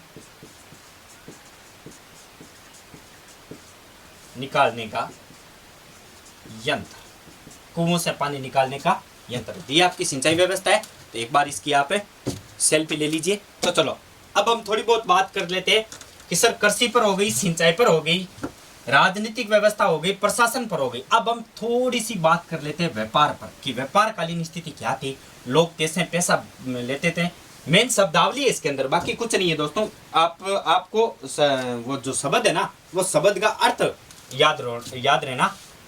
देखो, नंबर एक बात आती है, वो आती है एक शब्द आता है जिसका नाम है निष्कर। क्या नाम है? निष्कर। सर निष्कर क्या है? तो निष्कर एक सोने का आभूषण है। निष्कर क्या है? सोने का आभूषण है। ठीक है, उसके बाद बात आती है, चलो सर निष्कर सोने का आभूषण है, ठीक है, इसके द्वारा भी लेन देन होता था, व्यापार भी किया जाता था। जैसे मान लो मैंने किसी को एक सोने का आभूषण दे दिया और उसने 10 गायें उधार ले ली। किसी को दास बनाना है तो मैंने उसको सोने का आभूषण दे दिया, ठीक है, और मैंने दास खरीद लिया। तो ये इस प्रकार से ये सोने का आभूषण था जो गायों की तरह प्रयुक्त होता था। ठीक है, उसके बाद बात आती है कि सर उसके बाद बात आती है कि सर जो ब्याज पर पैसा लिया जाता था उसको क्या कहते हैं? तो जो ब्याज पर पैसा लिया जाता था, ठीक है, उस पैसे को कहते थे कुसीदी। ब्याज का पैसा, ब्याज का पैसा क्या कहलाता है? तो दोस्तों वो कहलाता था कुसीदी। उसके बाद सर जो ब्याज लेने वाला था उसको क्या कहा जाता है? उसको कहा जाता है बैंक नोट। क्या कहा जाता है? Bank note. Bank note, bank note का अर्थ क्या है? ब्याज लेने वाला, ब्याज लेने वाला। और क्या है सर? देखो, निष्कर का अर्थ है जो सोने का आभूषण होता था उसको क्या कहा जाता था? निष्कर। ठीक है, उसके बाद ठीक है, ब्याज के पैसों को क्या कहा जाता? तो जो ब्याज का पैसा था उसको कहा जाता था कुसुदी। ठीक है, और क्या सर? और है कि जो ब्याज लेता था तो ब्याज लेने वाले को क्या कहा जाता था? उसको कहा जाता था बैंक नोट। ठीक है सर, फिर सर ब्याज को क्या कहा जाता था? तो उसको कहा जाता था कुसी। क्या कहा जाता था? कुसी। कुसी को अर्थ है ब्याज। कुसी का अर्थ क्या है? ब्याज। ठीक है, तो एक बार आप इसका स्क्रीनशॉट ले लीजिए, सेल्फी ले लीजिए, ताकि आपको याद करने में कोई दिक्कत है ना। उसके बाद और क्या बात आती है? अब हम थोड़ी सी बात कर लेते हैं सामाजिक व्यवस्था पर। किस पर कर लेते हैं? सामाजिक व्यवस्था। सर सामाजिक व्यवस्था कैसे थी? सामाजिक व्यवस्था, सामाजिक व्यवस्था, ठीक है सर, सामाजिक व्यवस्था के बारे में थोड़ा बहुत बता दीजिए। देखो, सामाजिक व्यवस्था, सामाजिक व्यवस्था के अंदर सबसे पहले हम बात करते हैं परिवार की। किसकी बात करते हैं? परिवार की। सर परिवार का मुख्य कौन होता था? तो याद रखना, परिवार का जो मुख्य होता था उसे कहा जाता है गृह पति। किसको कहा जाता है? गृह पति। ठीक है, अब बात करते हैं परिवार का, ये कौन सा है? ये मुख्य है। किसका है? परिवार का। परिवार का मुख्य है। देखो, परिवार के मुखिया के पास असीमित अधिकार होते थे। असीमित अधिकार होते थे। क्या होते थे? असीमित अधिकार। देखो, वर्तमान के अंदर जैसे मान लो बंटवारा करना है तो बंटवारे कौन करते हैं? पिताजी करते हैं। लेकिन अभी केवल नाम आ रहा है कि पिताजी बंटवारे करते हैं, एक्चुअली में बंटवारे कौन करते हैं? वो करते हैं पिता के बेटे। लेकिन पहले क्या था? पहले बंटवारा कौन करते थे? पिता करते थे। कि पिता के पास असीमित अधिकार थे कि मैं जितना चाहूँ उतना मेरे बच्चों को दूंगा, यदि मैं जितना चाहूँ वो मेरे पास है रखूंगा, कि चल हट, मैं तेरे को कुछ नहीं दूंगा। तो पिता नहीं देते, वो उनके पास असीमित अधिकार था। देखो, एक बार की कहानी है कि एक गांव के अंदर एक बुजुर्ग रहता था, उसके 4 पुत्र थे। बात बंटवारे की आई तो पुत्रों के बीच झगड़ा हो गया था। मैं थोड़ी सी हमारे संस्कृति के बारे में ले जाना चाहता हूँ कि एक्चुअली में आज की संस्कृति और पहले की संस्कृति में कितना फर्क था। तो दोस्तों, हुआ क्या, गांव के अंदर एक बुजुर्ग परिवार था और उस बुजुर्ग परिवार का मुख्य था बुजुर्ग। अब उनके बेटे बड़े हो गए, उनकी शादियां कर दी गई और शादी करने के बाद उन बेटों के बीच अनबन हो गई थी और बात आई परिवार के बंटवारे पर कि अब हमें तो किसी न किसी रूप से परिवार का क्या करना है? बंटवारे करना है। तो दोस्तों, पहले होता क्या था कि अभी तो बंटवारे वो कागज कार्रवाई के तहत हो जाते, तो पहले बंटवारे होते थे गांव की पंचायत के अंदर। जो गांव की पंचायत है, जो गांव की चौपाल है, जो गांव का घुमाड़ है, ठीक है, मारवाड़ी के अंदर उसको घुमाड़ कहा जाता है। तो गांव की चौपाल के अंदर व्यक्ति बैठ जाते थे और उन पंचायत बुलाई जाती थी और वो पंचायत क्या करती थी? बंटवारा करती थी। तो पंचायतों ने अपने बुजुर्ग के पुत्रों को पूछा कि भाई आप बंटवारा कैसे करोगे। तो जमीन का बंटवारा हो गया।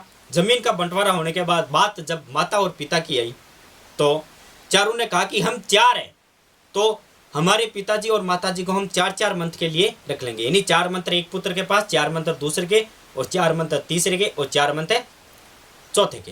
यानी 4-4 मंथ के अंदर माता और पिता को डिवाइड कर दिया था कि आप 4-4 मंथ रहोगे।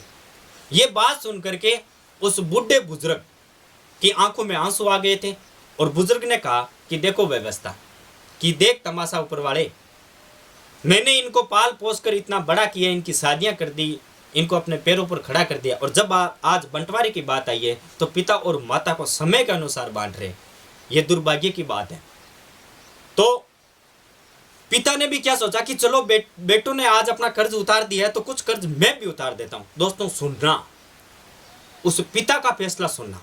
तो गांव की पंचायत ने कहा कि भाई निर्णय हो चुका है, 4 मंथ आप 4-4 मंथ के अंदर डिवाइड रह जाओगे, कि 4 मंथ माता उसके पास रहेगी, पिता उनके पास रहेगा। मतलब क्या, पिता के परिवार को, यानी जो पिता की अर्धांगिनी थी, जो पिता का सहारा था, ठीक है, उनको भी डिवाइड कर दिया। यानी माता और पिता को दोनों को भी अलग अलग प्रकार से विभाजित कर दिया कि भाई 4 मंथ आप उनके पास रहोगे, 4 मंथ उनके पास रहोगे। तो पिता 10 मिनट 15 मिनट एकांत में जाकर के अपने आंखों से आंसू बहाए। फिर उन्होंने सोचा कि चलो बेटू ने तो बंटवारा कर दिया, अब बारी आती है मेरी। तो वो पंचायत के सामने गया और पंचायत वालों को कहा कि ये कौन होते हैं बंटवारा करने वाले। बंटवारा करूंगा मैंने इनको पाला है, पोसा है, आज इनको पैरों पर खड़ा किया है, तो ये कौन होते हैं बंटवारा करने वाले। तो पिता ने कहा कि ये चारों 3-3 मंथ मेरे पास रहेंगे, और बाकी मंथ ये जाने, इनका काम जाने, मुझे नहीं पता ये कहाँ रहेंगे। ये सुनकर के पूरी पंचायत अचंभित रह गई कि उन्होंने ऐसा निर्णय क्यों कहा। तो उन्होंने कहा कि यदि पुत्र हमारी बंटवारी करेंगे तो आने वाले टाइम के अंदर परिवार नहीं बनेगा। यानी बंटवारा करने का अधिकार किनके पास होना चाहिए, पिता के पास होना चाहिए, ताकि परिवार है वो एकदम आनंद से रह सके। यदि बेटों के पास वो अधिकार चला गया, यदि बहुओं के पास वो अधिकार चला गया तो दोस्तों मैं गारंटी लेता हूँ आने वाले समय में जो माता और पिता है वो अनाथ वृद्ध आश्रम के अंदर मिलेंगे।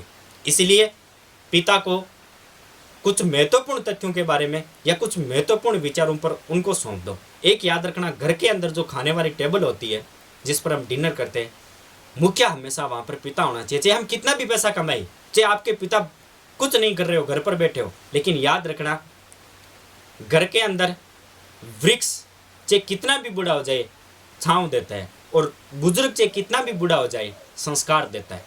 तो इस बात के बारे में आप थोड़ा सोचना कि हमारे संस्कार कैसे खत्म हो जा रहे हैं, कैसे जो पिता के पास अधिकार होता है वो कैसे धीरे धीरे हमारी संसद के पास जा रहे हैं, हमारी जो वकील है उनके पास जा रहे हैं। यानी जो संस्कार थे, जो बंटवारे के कार्य थे, जिस पर पिता का अधिकार था, वो अब कागजों के अंदर जा रहे हैं। तो इस बारे में आप थोड़ा ध्यान रखना। तो देखो, परिवार के मुखिया को क्या कहा गया था, गृहपति, अर्थात परिवार का मुखिया के पास असीमित अधिकार थे। चाहे जैसे वो बंटवारा करे, चाहे जैसे वो किसी भी प्रकार से ऑर्डर थोपे, उनके पास है वो अधिकार था। और क्या बात है, देखो उसके बाद संयुक्त परिवार था, संयुक्त परिवार प्रणाली थी, संयुक्त परिवार प्रणाली थी। इसके बाद क्या है दोस्तों, सबसे बड़ी बात क्या थी कि राज्य को, यानी जो राज्य की सरकार थी, जो राजा था, उनको परिवार के अंदर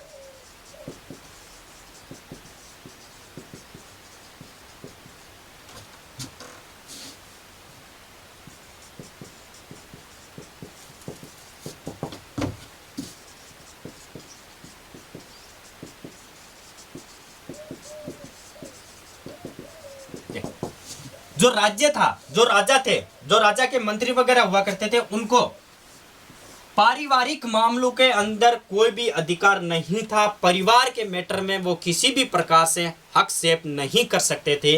ये उस टाइम की व्यवस्था थी, इसीलिए परिवार कहलाता था। आजकल होता क्या है कि थोड़ी बहुत सास और बहू के अंदर झगड़ा हो गया तो सास सीधे थानाधिकारी को फोन कर देगी और थाने आ जाएंगे, सास को उठा लेंगे, सासू को उठा लेंगे। मतलब किसी भी प्रकार से अभी जो व्यवस्था चल रही है वो बहुत ही अभद्र है, क्योंकि पहले इतनी लड़ाई नहीं होती थी, क्योंकि मैटर कहाँ जाता था, परिवार के मुखिया के पास। अब परिवार के मुखिया से यदि बात नहीं जाती थी तो वो जाता था पंचायत के पास, ठीक है। पंचायत से भी यदि वो बात नहीं संभली तो तीसरी कड़ी में बात जाती थी, वो जाती थी राज्य के मेन यानी राजा के पास बात जाती थी, ठीक है ना। तो उस समय इतनी लड़ाई नहीं होती थी। रीजन क्या था, परिवार के अंदर गृहपति था, और हमेशा याद रखना मुखिया पहले पुरुष प्रधान पुरुष था। कौन था मुखिया, कौन था, पुरुष था। इसीलिए घर के मैटर को घर के अंदर ही रखा जाना चाहिए, ताकि बाहर लोग कुछ अंदरगल बातें ना बनाए। उसके बाद इसके बारे में चर्चा कर ली। उसके बाद क्या है, मेन वर्ण व्यवस्था कैसी थी, कि सर वर्ण व्यवस्था थी या नहीं थी, क्या थी। तो आप हेडिंग लगा लीजिए, वर्ण व्यवस्था। वर्ण व्यवस्था, वर्ण व्यवस्था। देखो वर्ण व्यवस्था की यदि बात करें तो ऋग्वेद काल के अंदर ऋग्वेद काल से पहले समानता थी। क्या थी, समानता थी। किसी भी प्रकार से कोई वर्ण व्यवस्था नहीं थी। फिर क्या हुआ, भारत के अंदर आए थे आर्य। कौन आए थे, आर्य। आर्यों ने अनार्यों अनार्य कौन थे, तो याद रखना अनार्य भारतीय व्यक्ति थे। कौन थे, भारतीय। आर्यों ने अनार्यों पर आक्रमण किया, और आक्रमण के अंदर अनार्यों की क्या हो गई थी, हार हो गई थी। इन्होंने क्या किया, आक्रमण किया, और आक्रमण के अंदर यानी युद्ध के अंदर अनार्यों की क्या हो चुकी थी, हार हो चुकी थी, ठीक है। फिर ये क्या बन गए, दास बन गए। क्या बन गए, दास। और दास शब्द का अर्थ है दस्यु। क्या अर्थ है, दस्यु बन गए। उसके बाद इनको लगा लिया था, अनार्यों को लगा लिया था आर्यों ने सेवा करने के लिए। क्या करने के लिए, सेवा करने के लिए लगा लिया था। अब देखो हुआ क्या, सेवा करने के लिए लगा लिया था, ठीक है। इसका मतलब ये क्या हो गए थे, दास। क्या हो गए थे, दास, ठीक है। फिर क्या हुआ, सेवा के अंदर जो युद्ध का कार्य करते थे वो कहलाने लगे क्षत्रिय। क्या कहलाने लगे, क्षत्रिय। और जो शिक्षा का कार्य करने लगे, जो ज्ञान का कार्य करने लगे, शिक्षा देने वगैरह, वो कहलाने लगे पुरोहित। क्या कहलाने लगे, पुरोहित। जो व्यापार का कार्य करने लगे वो कहलाए वैश्य, ठीक है। और जो सेवा का कार्य करने लगे थे वो कहलाए, क्या कहलाए, शूद्र। जो युद्ध का कार्य करने लगे वो कहलाए क्षत्रिय, और जो शिक्षा का कार्य करने लगे वो कहलाए पुरोहित, और जो व्यापार का कार्य करने लगे वो कहलाए वैश्य, और जो सेवा का कार्य करने लगे वो कहलाए शूद्र। क्या कहलाए, शूद्र। यानी इस प्रकार से जो वर्ण व्यवस्था है वो फंट गई थी। लेकिन वैसे देखा जाए तो ये वर्ण व्यवस्था नहीं कह सकते, हम इसको वर्ण व्यवस्था नहीं कर सकते। याद रख लेना, ऋग्वेद काल के अंदर वर्ण व्यवस्था नहीं थी। कौन सी व्यवस्था नहीं थी, वर्ण व्यवस्था नहीं थी। फिर क्या हुआ सर, तो फिर एक बात हुई थी, इनको कार्यों के आधार पर बांटा गया था, जाति के आधार पर नहीं बांटा गया था, कार्यों के आधार पर बांटा गया था, कि जो व्यक्ति जैसा कार्य करेगा और वो उनकी क्या हो जाएगी, जाति हो जाएगी। एक ऋग्वेद काल के अंदर एक मंत्र है, और मंत्र में लिखा हुआ है कि मैं कवि हूं। एक मंत्र आता है और उस मंत्र में लिखा हुआ है कि मैं कवि हूं। मैं क्या हूं, मैं कवि हूं, मेरे पिता वेद है, मेरे पिता वेद है। मैं कवि हूं, मेरे पिता वेद है, मेरी माता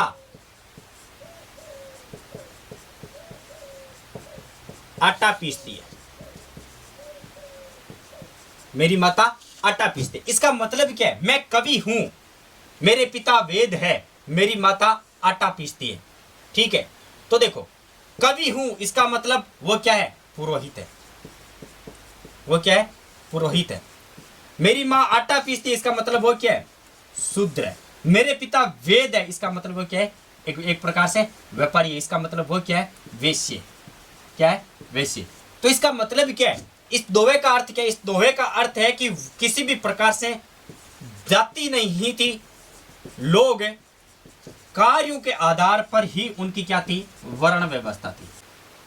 तो वर्ण व्यवस्था के अंदर हमने चर्चा कर ली थी। अब थोड़ी सी चर्चा करते हैं विवाह के बारे में। विवाह क्या है, क्या नहीं। कुछ शब्दावली है, आप याद कर लो। देखो विवाह, सर विवाह क्या है, तो याद रखना नंबर 1 जो बात आती है वो है कि ये सबसे पवित्र संस्कार था। क्या था? सबसे पवित्र संस्कार। पहले हम मोटे तौर पर बात कर लेते, फिर 2-4 शब्दावलियों में लिखा देते। देखो, विवाह क्यों किया जाता था? इसका मुख्य उद्देश्य था पुत्र प्राप्ति के लिए,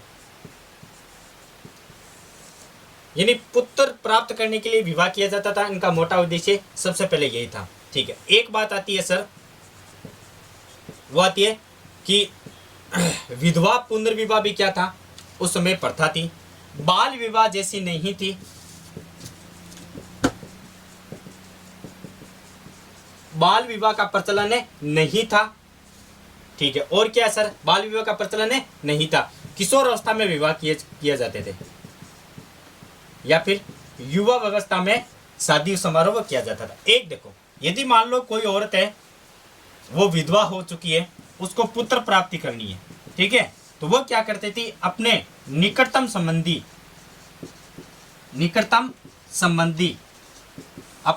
संबंधी जैसे ससुराल पक्ष से किसी भी व्यक्ति के साथ, जैसे उनके देवर या जेठ है, उनके साथ संबंध बना करके वो पुत्र की प्राप्ति कर सकती थी। ये उस समय छूट थी, अभी नहीं है। उसके बाद देखो, जो दहेज मिलता था विवाह के अंदर, उस दहेज को किस नाम से जाना जाता है? तो याद रखना, दहेज को वहत कहा जाता है। क्या कहा जाता है? वहत कहा जाता है। एक प्रथा और थी, वो ये थी, एक नाम आता है नियोजन विवाह। नियोजन विवाह। सर, नियोजन विवाह क्या है? तो देखो, ब्राह्मण या जो उच्च वर्ग की लड़कियां थी, ब्राह्मण या उच्च वर्ग की लड़कियां यदि निम्न वर्ग के लड़कों के साथ शादी करती थी, उस विवाह को क्या कहा जाता है? नियोजन। उसके बाद एक शब्द आता है एमुज या ब्रह्मवादिनी। एमुज या ब्रह्मवादिनी। तो दोस्तों याद रखना, एमुज या ब्रह्मवादी किसको कहा जाता था? जो अविवाहित लड़कियां थी, उसको कहा जाता है एमुज या ब्रह्मवाहिनी। क्या कहा जाता है? एमुज या ब्रह्मवाहिनी। तो देखो, विवाह सबसे पवित्र संस्कार था, पुत्र प्राप्ति इनका मुख्य उद्देश्य था। ठीक है, विधवा का पुनर्विवाह भी था, और विवाह वो बाल अवस्था में नहीं किए जाते थे, किशोर या फिर युवा अवस्था में ही विवाह किए जाते थे। यदि विधवा चाहे तो पुत्र प्राप्ति के लिए अपने ससुराल पक्ष हैं, जो निकटतम संबंधी है, उनके साथ संबंध बना करके या उनके साथ संभोग करके पुत्र की प्राप्ति कर सकती है। दहेज को वहत कहते थे। और यदि कोई ब्राह्मण या उच्च वर्ग की लड़की है, वो किसी निम्न वर्ग के लड़के के साथ विवाह करती है, तो उसको क्या कहा जाता है? नियोजन विवाह कहा जाता है। तो अब मिलेंगे हमारी अगली क्लास में। जय हिंद, जय भारत।